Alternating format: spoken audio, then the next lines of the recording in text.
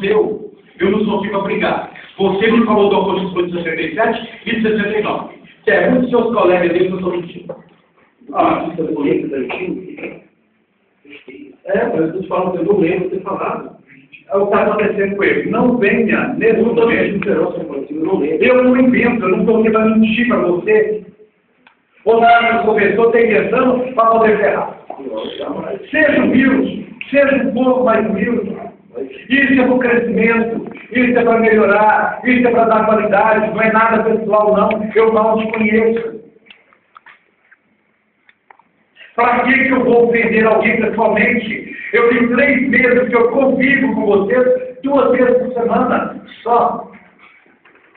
80% eu não sei nem o nome ainda. Agora, se acha que eu estou querendo atingir pessoalmente, para quê? Outra coisa, pelo amor de Deus, durante toda a sua apresentação, você usou um plural, o resto tudo. Né? Um plural.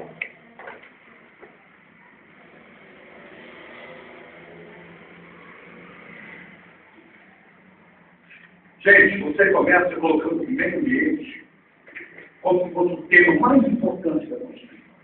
Ele é importante, né? Mas nem se partir dentro do artigo aonde está lá a questão do meio ambiente. E é esse artigo que vai inaugurar o direito ambiental do Brasil. Nem cito o nome.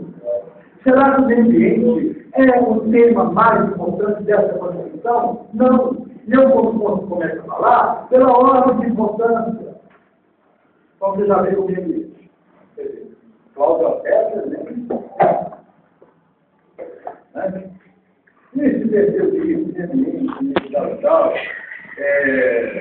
os deputados federais, os remédios constitucionais, desse jeito que você está falando. Tá? E esse remédio está no artigo 5º. Olha, isso não é linguagem feita com o futuro operador do direito. Descuide o seu, você descuide. Você não vai lembrar disso também. E eu não estou inventando nada. Você falou um plural, você conjugou o certo no plural apenas uma vez. O resto tudo deve ser mantido. Tá?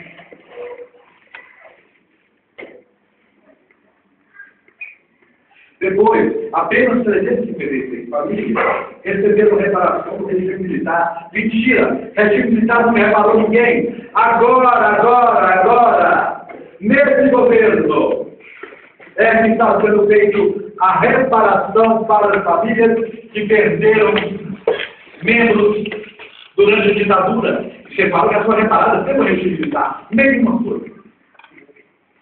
Tira a mão do bolso. E depois se perde a aposentadoria rural, a aposentadoria urbana, 2%, 2,4%. Gente, se o seminário fosse sobre direito previdenciário, caberia. Um entendimento discorrendo sobre a aposentadoria rural e urbana. Entendimento, deixa eu concluir, gastando tempo, eu achando que os outros devem esperar coisa que eu não também. Vamos ver. Olha o texto que você ficou falando de salário mínimo para idosos efetivos. Aposentadoria. Gente, isso é importante, Mas são os aspectos mais importantes da carta? Não! Constituição é uma carta política. Ela vai, ainda desenha o quadro ali a primeira vez, ela estrutura a coluna vertebral do país. E eu já fico o tempo inteiro cuidando de questão, salário mínimo, aposentadoria,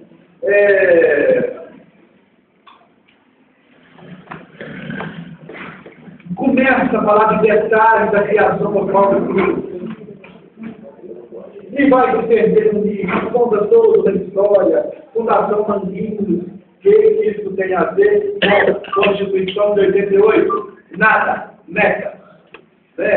Vai nos contar, e nem sabe contar, a questão do processo no início do século XX contra a campanha de vacinação contra a varíola. Mas nem esse detalhe, Né? O que tem a ver com Constituição? Meca. Vai me traçar a história de todas as entidades que antecederam o SUS. Meu Deus. O nosso tema não é a história da saúde do Brasil, mas a Constituição de 88. E você vai, aí nesse momento eu te falo. Eu sei que é fácil, com certeza. Né? Vocês deveriam, e ele lá, Adenilson, ter traçado o histórico, político e jurídico do Brasil, os fatos políticos que antecederam a Constituição de 88. Nada disso foi dito. E aí você quer insistir em contar a história disso tudo. Juro por Deus, eu estava em pânico lá. E se eu não tivesse dado uma sua rodada, eu já estava até agora com história disso tudo. O que é mais importante? Os fatos que antecederam a Constituição de 88, o fim do regime militar, não é? Ou a história de tudo? É isso que eu estou tentando mostrar. Não insista, pelo amor de Deus. Nesse caso, não. Não é? Nenhum fato político do Brasil que fez com que uma nova carta fosse escrita. E nós dissemos aqui várias vezes, uma carta constitucional só é escrita quando há o rompimento institucional do país, o rompimento de uma ordem política anterior, ou seja, algo muito grave, muito sério aconteceu ou está acontecendo para se escrever uma nova carta. Por isso que o Ulisses Guimarães, no final do vídeo de vocês, diz: tomara que nós não tenhamos que escrever essa carta nunca. Ou seja, tomara que nós não tenhamos mais golpes militares e que o Brasil se consolide democraticamente. Era isso que eu estava querendo dizer. Então há sempre um rompimento institucional. Há um momento traumático e dramático na política do país para surgir uma nova carta. E o senhor perdendo tempo com a história do SUS.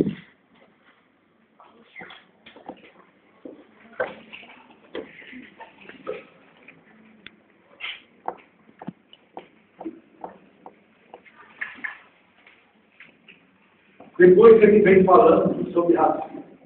Surgiu na Alemanha a teoria da raça ariana. Olha, gente, essa questão da eugenia. Eugenia é a ciência que vai propugnar, defender a seleção racial.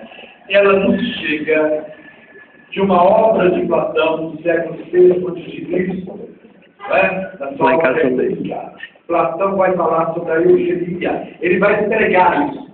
Eliminar os filhos das classes subalternas, pobres principalmente, né? E aqueles de classe média brasileira